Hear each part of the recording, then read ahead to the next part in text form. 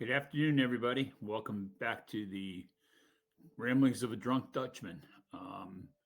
Got a couple things that I just wanted to go over today. One of the things that it brings to mind is that now that we're getting the weather a little bit better, I mean, it's been chilly the last couple days, but we're headed towards spring. Baseball apparently opened up all their pitchers and catchers, and the regular guys are coming in pretty soon. So all the baseball fans out there are looking forward to the green grass and you know the hopes of their team winning a pennant and the World Series and all that kind of good stuff. For me, I'm a hockey fan, and the home stretch of the hockey season coming in, and that's where the fun begins because everybody's vying for a playoff game. And of course, we've got the four nations where Canada, the U.S. are going to play for the championship of that tournament. And on that note, I know that some of you guys who are sports fans know all about, the rivalries that go on, and Canada and U.S. is no different than any other ones. And usually the mayors or the governors of the states or cities that teams are represented in their respective championships in the different sports, they'll bet on something like, Buffalo will give wings to somebody who's doing barbecue if it's a team from Texas or whatever the case may be. Well, um, apparently Donald Trump and Trudeau have gotten together and made a bet that if Canada wins, then they get California, New York, and Illinois, and if the U.S. wins, we get Canada. So we'll see how that goes. We'll add our 51st state if need be. Although I'm not sure why we want it, because basically Canada is a northern version of California. So not sure that that's great for the country. But anyway, I digress. The biggest thing that's going on in the news is everybody's still bitching and moaning about Musk being a non-voted in politician, if you will, um, and it kind of is. It still bothers me that people don't understand that people that are appointed are obviously not voted. Obviously, Musk was not voted in, but neither was anybody in the cabinet. They are appointed by the president. They have to get approved by the Senate and so on and so forth. But any of the inside people, like his speaker and the White House staff that he has um, helping him out, they're not vetted. They're not uh, given any kind of extra privileges. The way I understand it from what I've read and stuff like that, Musk is not changing anything. He's just pointing out where there's cuts that could be made, and it turns out that they've got all kinds of things that they've got hidden. And the Democrats just don't like being people poking around, especially outsiders. And you know why? Here's why. Because they're afraid. That's not hyperbole. That's not a lie. No joke, folks. That is why they're pissed. They don't want to let people know that what they're doing behind everybody's backs with our money. Again, let me emphasize the fact that it's our money. We have every right to know where our money is being spent on. We want to know where it's going. Do I want to fund a research lab that wants to know why guinea pigs have 17 litters? I don't give a shit. And so should nobody else. I mean, it's just ridiculous that we're spending money on stupid stuff. Why don't we take care of instead of sending billions of dollars overseas to people that hate us? How about taking care of the guys that fought for this country, who are living in the streets because we have to house illegal aliens? How about that? How about that we take care of the people that are living in the streets that don't need to be living in the streets? How about if we make everything a little bit more affordable for people? How about if we not mandate everybody do stupid shit like you got to have an electric car? Obviously, our grid can't handle that. I mean, enough is enough. We don't need a research to find out why earthworms can multiply. Who cares? It rains, earthworms come out. It's the way it is. They come out of the ground, they molt, they do whatever they do. And do I care? No, and neither should you. Okay. And that's what they're spending shit on. Like, how come we have vanilla ice cream? How come we have chocolate ice cream?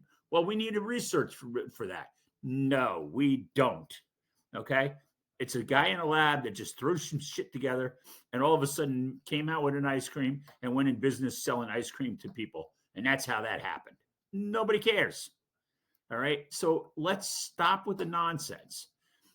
Obviously, they're looking for something. And I personally, as I mentioned in my last one, I would like a refund. You're spending my money wastefully.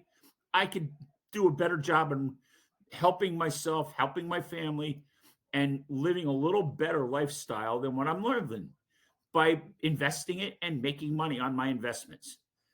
That's what the American people want. That's what they voted for. And I know that there's 75 million people that disagree with me, and that's okay.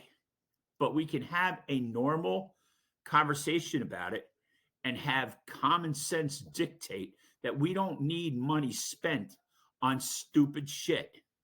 And that's what we're doing.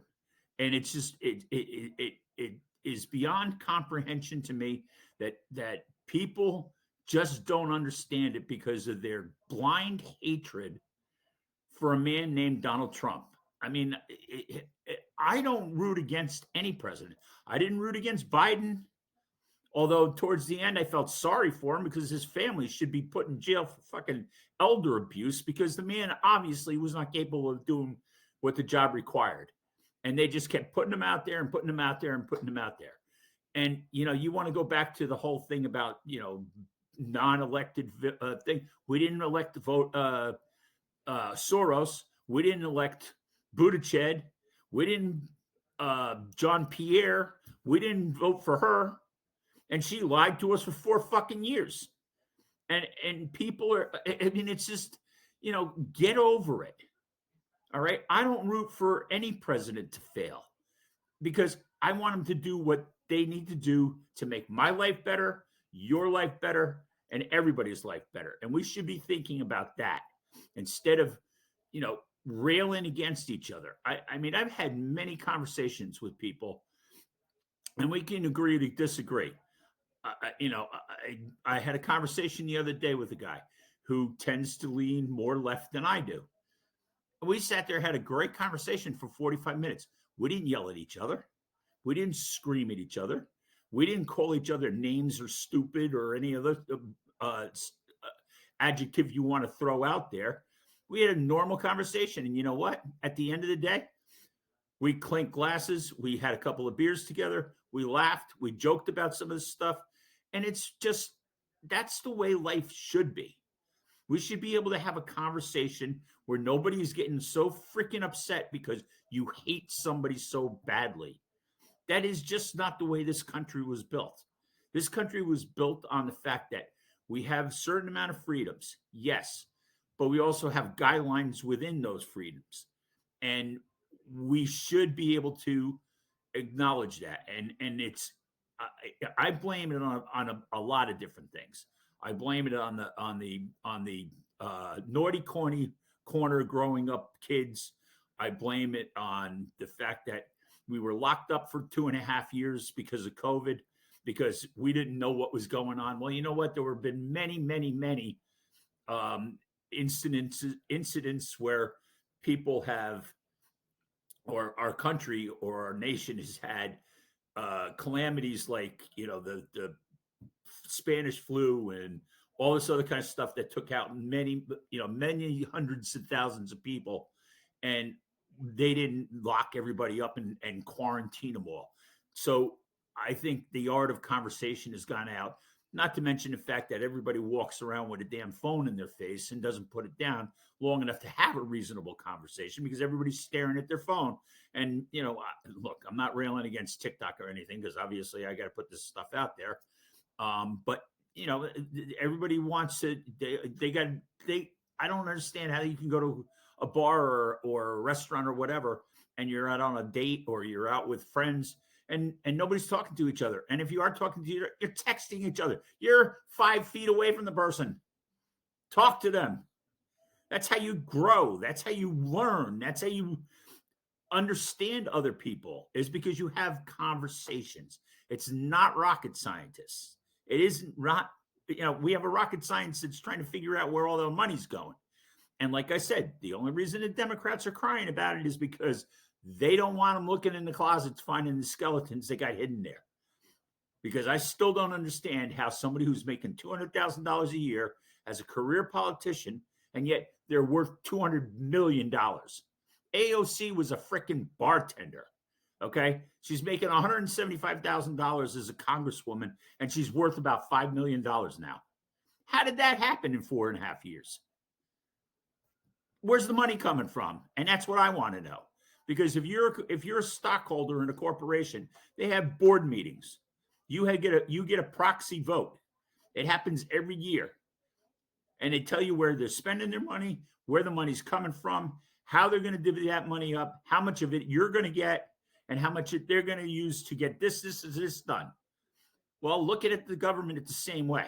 They take our money at tax time, which we just went through the whole tax thing with my wife and I. They take your money. They might give some of it back to you, but they should be able to tell us where our money's going. That's our right as constituents of this United States. And that is because we as people, for the most part, have forgotten that they work for us. And that's where we come in and demand that we know where the money's going. And that's all that they're doing. If that whole Doge thing that's all they're doing, is they're letting people know where the money is going, how much of it is being wasted, and what we can do to make it better. We're $37 trillion in debt. There's not a corporation on the planet that would still be in business if they were $37 trillion in debt. And that's what the government is. Think of it this way. When you look at your checkbook and you've got $180 in there, you don't go out and spend $250 because that check is going to come back and bounce on you. And people are going to want their money with interest. That's what's going on with our government. Anyway, on a happier note, like I said, I hope we don't wind up with Canada. I do hope that the U.S. wins. But, like I said, I don't think we need another California in our country. And as it is, it's it's a little crazy as it is. I just heard this afternoon that, now Governor Hochul of New York is looking into removing Adams as the mayor of New York only because he cozied up to Donald Trump. So they don't think he's capable of running the city anymore and without being compromised. Well, you know what? That's a crock of shit too, because if you can't get along with the president, how are you going to get anything done? I mean, look what Gavin Newsom did. I mean, he sucked up to Trump like he was his best friend and his next lover, simply because of the fact that his state is in trouble from the wildfires, which is a catastrophe. I feel for the people out there. But you turn to one side and say, "Hey, I'm gonna Trump proof this state," and then you turn around when you need it and you go, "Hey, well, buddy, how about a beer? We can go talk about this," and the slap on the back and whatever. And now you're looking for billions of dollars to rebuild your state. Well, I call that a two-faced bullshitter, in my opinion. But that's just, again, my opinion. As all of these are, they're always my opinions. If you enjoy hearing what I have to say, please keep listening. Pass it on to your friends. As always, I'm welcome any kind of commitment, comments or criticisms or whatever you want to put out there. Just do me a favor. Try to keep it a little bit civilized. I know we're living in trying times, but I try to make a little bit of fun out of it, and hopefully you guys are enjoying that. As always, God bless you guys all. Have a great day. God bless the United States and cheers to you all. Have a good day, guys.